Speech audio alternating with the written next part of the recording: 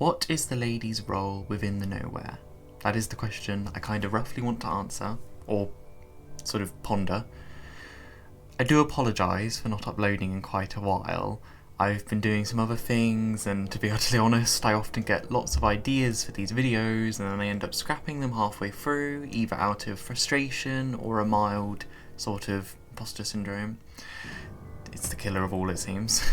I'm going to try and get back on track with some videos I have planned. I may browse some Steam, see what indie games I can do analysis on. It's just good to keep in mind that it is mostly the scripts that are the most strenuous part. I usually keep the editing rather minimal since I know my skills don't really lie there, but I really enjoy focusing in on the scripts, editing and trying to be in depth, so it does take some time. This is just a preface for why I haven't been uploading and where I might take this channel, so yeah.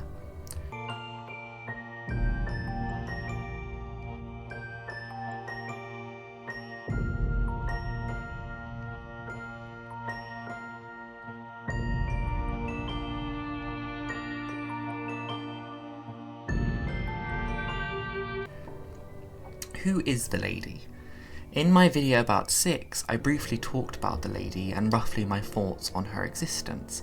I thought that it would be intriguing to do a whole video analysing some questions revolving around the lady. Who even is she? Why does she reside over the moor? What are her motives and intentions? And is she important to understanding the nowhere? I do want to briefly go through some of my thoughts when I first encountered the lady, and simultaneously what the community consensus was when we didn't really understand the world of the nowhere. Not that we do understand it now. I think the lady immediately induced a sense of importance over the narrative of Little Nightmares, regardless of if she was physically present. I mean, the story makes this clear as day and night when she is the first imagery we are strucken with in the first game. I think that was the immediate community consensus. Another point to be brought up surrounding the lady is her perceived uniqueness within the world of the nowhere. When we traverse through the first game, she is a seemingly unique entity in her appearance and perceived role. I think the narrative stays true even through the second game, Sounds of Nightmares, and perhaps even Very Little Nightmares. The only pretense for Very Little Nightmares is that the Pretender does in some ways exude a not like the others presence, similar to the lady. It is quite literally in the name, the Pretender. I'm not nearly as familiar with all the Very Little Nightmares theories and lore, but I sort of got the impression that the Pretender is perhaps similar to Six, in that she is a child not from the nowhere, that obtained powers from an entity similar to the lady. I don't have much to back that up, but she does look awfully like a child in dress-up, pretending, we would say. I also believe it then makes sense for the Pretender's narrative to be at the beginning of Six's narrative, in hindsight mirroring what Six will also become. I just had to quickly mention the Pretender and justify some of my thoughts before we fully dive into the lady. Now that we have also mentioned some of my initial thoughts that sparked when we first encountered the lady, I do want to go through any part of her initial design that could tell us anything, ignoring the heavy lore for a moment within Little Nightmares exclusively. The first thing most people likely notice about the lady is her geisha-esque appearance. I say esque since it is almost a rugged and sort of non-coloured version. I did a little bit of research on geisha and couldn't find anything on geisha that specifically wore fully brown garments. There is stuff about geisha wearing masks at carnivals and events, but this fully dull and brown design not being common within the geisha subculture does make me think this was an intentional choice. It is still obvious enough that geisha is the inspiration, but also distinct enough to signify the lady exuding something unique about her.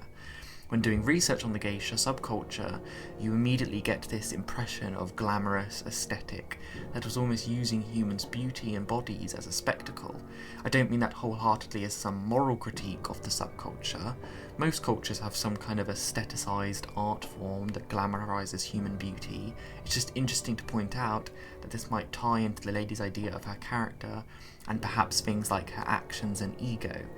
It's hard to say how much the geisha aesthetic is just that, a good way to represent a powerful woman who is borderline obsessive with maintaining a sense of power through beauty and grace. When researching on the geisha, I did notice that many geishas didn't necessarily hold substantial power that was tangible, but I suppose by being beautiful and multi-talented with these whimsical arts like dance, singing, playing instruments, and even calligraphy, gained them some social fervour.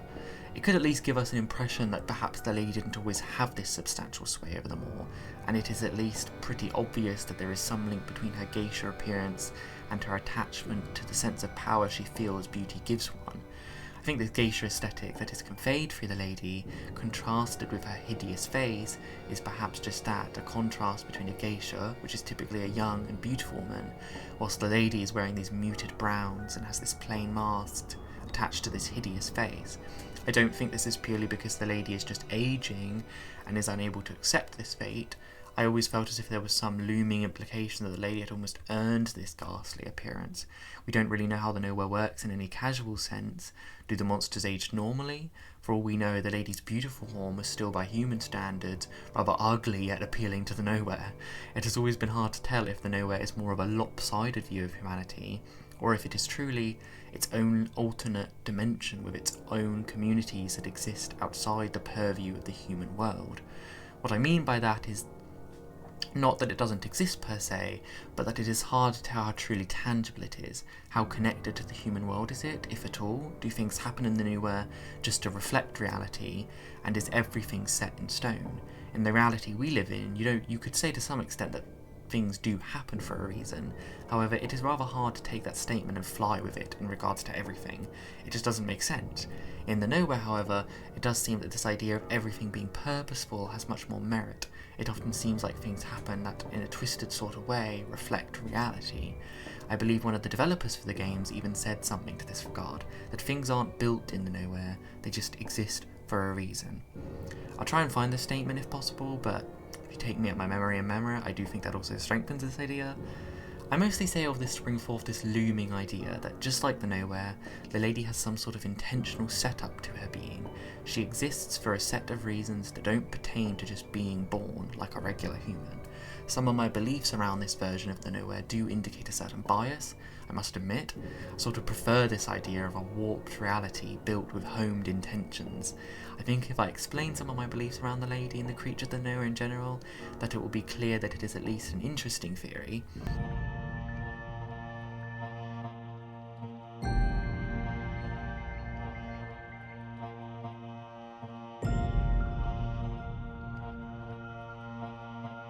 Our next major question may be, why is the lady here?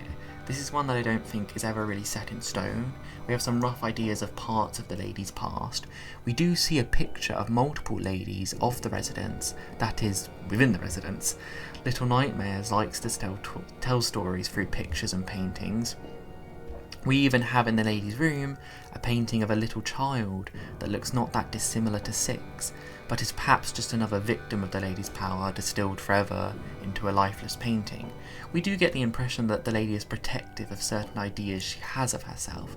The only time we seem to get this certain desperation out of her is when the runaway kid spots her true face in a mirror. Even when Six is defeating her in battle, she still has this mystique about her. Perhaps some of these ladies of the residence were younger, prettier, and what she perceived as better in every way. Was she threatened by them? Sought to destroy them through and through? That's my best interpretation.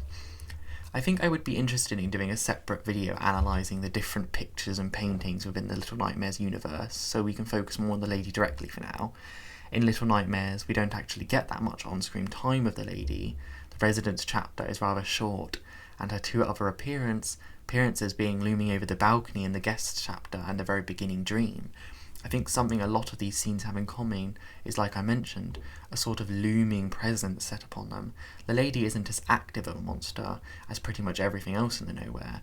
There's just something about her that eerily feels different and unspoken. Well, everything in Little Nightmares is unspoken, subtle is a better word. I do believe that this actually makes sense and is intentional for the lady's character. If we invoke this prevailing idea of everything happening and being the way it is for a reason, within the nowhere, I think that it makes perfect sense for this geisha lady of a sort of noble stature on the moor, as noble as that can, is probably indicating a characteristic of somebody that wouldn't be active within the filthy process. She is a lady, not a caretaker, not a chef, not a grotesque guest that gorges in the active sunlight. She spins the cogs within the shadows, just like her boss battle. This may sound like a massive stretch, but I do think there is a sort of class dynamic that is being communicated here, or at the very least some kind of social, cultural, or societal one. It doesn't fully add up considering a geisha is not necessarily one of extreme political power and privilege. The geisha element may be a separate thing in this regard.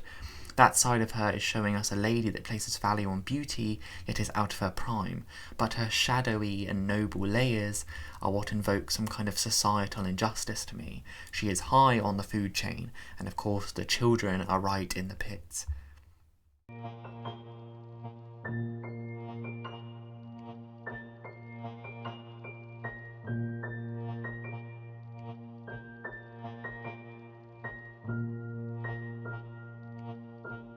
What does the lady say about the nowhere? We sort of already begin this question when discussing the lady's societal position within the nowhere. I know I said that I would be willing to do a whole separate video on paintings and pictures, but I do want to go back to the painting of the little girl in the residence chapter. In the lady's room, since it also appears in the room at the end of Little Nightmares 2, when Big Six has the music box, I think this clearly shows that this painting means something more. There isn't many other paintings in this room when it appears. Six, the rain, it could be, in Little Nightmares 2. I think our best bets are that this is the lady herself, Six, the raincoat girl, or a completely different child that means something to Six. It is clear that putting this painting in the music box room means that it is significant to either Six herself or the narratives of Six, meaning it could really be any of them. We know that Six tends to have a tumultuous relationship with most beings she encounters. There is a part of me that wants to say that this is a portrait of the lady, since we are somewhat aware that some of the normal children of the nowhere can grow up to become the adults that look like the Thin Man, for example, and it also doesn't seem unheard of that parts of this universe can hint of things to come. We do see some scenes that overlap with each other quite astutely. We have the Runaway Kid's final scene that ends with where Six is not that far through the guest chapter. We also have the Raincoat Girl's raincoat floating up that shows us a part of Six's identity to come. These aren't the exact same, since these directly invoke moments in the story to come, whereas this portrait is purely displaying a still image with a girl we never know if we see. It's also very possible this room is a distorted view into Six's mind. Maybe some part of the signal tower is bringing out certain important memories of Six. Perhaps this painting is something she remembers more than most other memories. We do see Six with her music box, which is similarly very important to her, as we see in the Hunter's Cabin. I think both of these ideas are quite feasible. Back to the question of this chapter, I think given what we know of the lady and the nowhere in tandem, I see the nowhere as a broken yet purposeful world. I can't rid of that idea that the lady and many parts of the nowhere reflect the oddities and destructiveness of humanity, not even so much the pure evil, but a sense of what power and entitlement can do to a society. There is quite sound evidence that the lady even feeds the guests back to themselves. We don't truly know if this is a power play, like with the children, but it is possible that this is also part of the monotonous and horrid cycle of the Maw, at least. If we contrast the greed and corruption of the Maw with the ideas surrounding the Pale City, is the Pale City just a result of the downfall of this warped society? The Maw is almost like a spectacle of what is left of this greedy and elitist society. I could be stretching this idea a tad, but I do think that the Maw shows us this capsule of power. And then, is the Pale City a capsule of destruction due to power? Is the lady just a vessel for the story to strengthen this idea of destruction due to power and a desperate means of maintaining said power? We see that she is representing a broad idea of power. I have no clue at this point, and I think I'm getting a bit too speculative and abstracting a bit.